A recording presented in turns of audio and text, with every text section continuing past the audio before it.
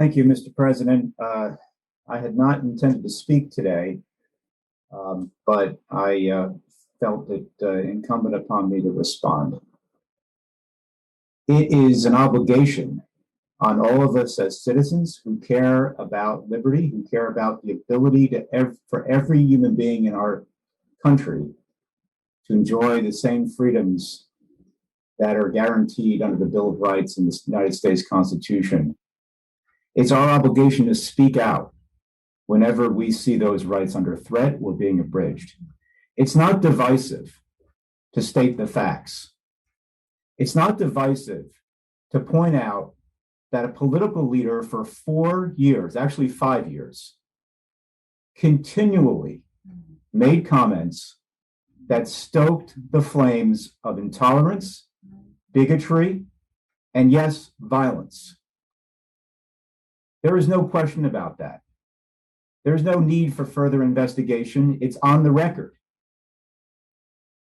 And one only need look at the acts of violence that have occurred just in these last 4 years. The Anti-Defamation League has just released a report where it cataloged the increase in hate crimes across the United States. The fact that white supremacist groups are on the rise, and the fact that many of the communities that my friend and colleague, the gentleman from Philadelphia, Senator Saval, so eloquently spoke about, are under threat. Those are the facts. And it's incumbent upon all of us, Democrat and Republican alike, to speak out and acknowledge those facts, because the only way that we are going to turn the tide and stop the forces of intolerance, to stop the forces of racism and bigotry from prevailing, is if we stand up, united, and speak out against them. Human history is filled with too many examples of when good people turned the other way and failed to act. We're in a moment now in our history where we dare not do the same.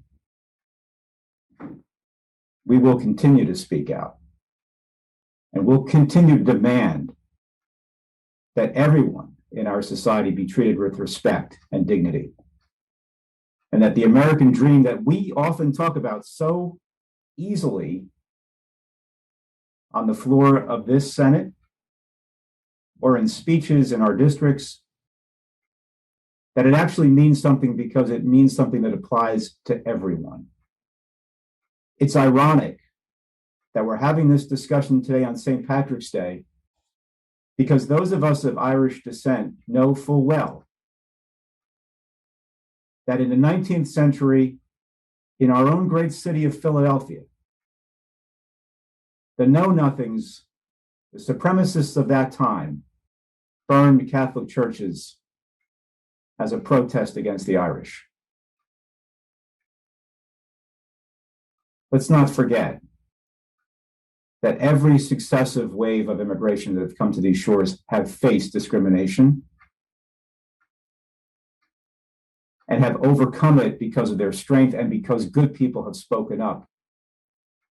And then they in turn have enriched our culture as a people. It's not divisive to speak out for what's right.